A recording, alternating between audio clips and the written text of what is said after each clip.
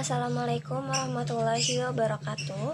Halo semuanya, perkenalkan nama saya Monika Hani Hanjaya dengan NIM 4311912069.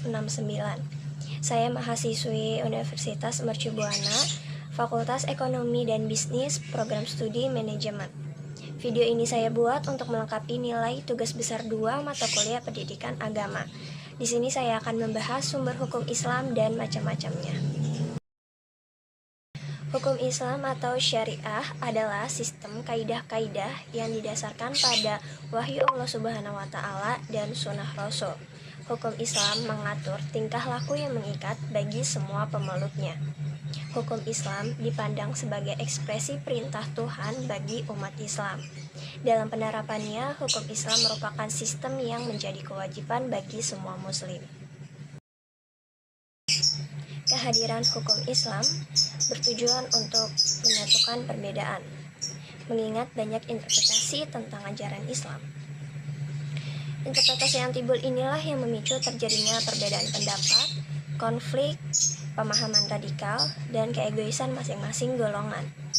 Maka dari itu, hukum Islam hadir sebagai penengah, karena hukum Islam disusun berdasarkan sumber hukum Islam. Sumber hukum dalam Islam terbagi menjadi 4 macam, yaitu Al-Quran, hadis, ijma, dan qiyas. Kita akan bahas satu persatu.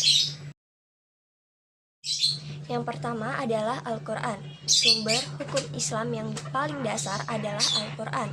Sebagai kitab suci umat muslim, tentu saja Al-Quran sebagai tiang dan penegak, di mana Al-Quran pesan langsung dari Allah Subhanahu wa Ta'ala yang diturunkan melalui malaikat Jibril.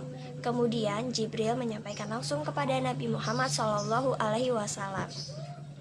Muatan Al-Quran berisi tentang anjuran, ketentuan, larangan, perintah, hikmah, dan masih banyak lagi. Bahkan di dalam Al-Quran juga disampaikan bagaimana masyarakat yang berakhlak dan bagaimana seharusnya manusia yang berakhlak. Yang kedua ada hadis. Hadis sebagai sumber Islam yang tidak kalah penting. Kenapa hadis digunakan untuk hukum Islam?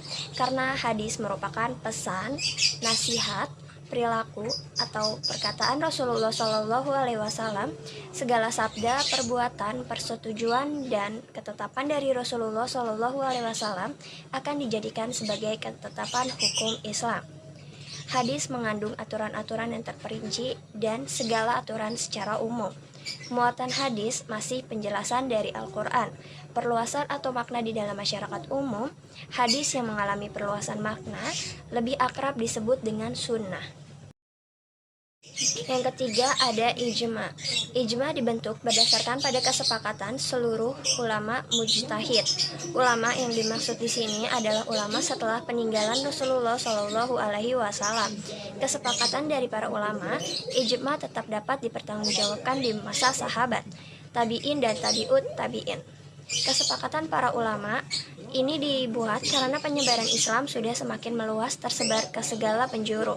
Tersebarnya ajaran Islam inilah pasti ada perbedaan antara penyebar satu dengan yang lainnya. Nah, kehadiran ijma di sini diharapkan menjadi pemersatu perbedaan yang ada. Yang keempat ada qiyas. Qiyas adalah sumber hukum yang menjadi penengah apabila ada suatu permasalahan. Apabila ditemukan permasalahan yang tidak ditemukan solusi di Al-Quran, hadis, ijma, maka dapat ditemukan dalam qiyas.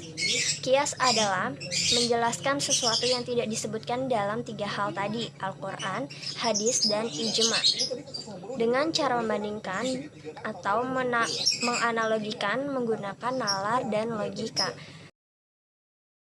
Sekian dari saya penjelasan mengenai sumber hukum Islam. Kurang lebihnya mohon maaf.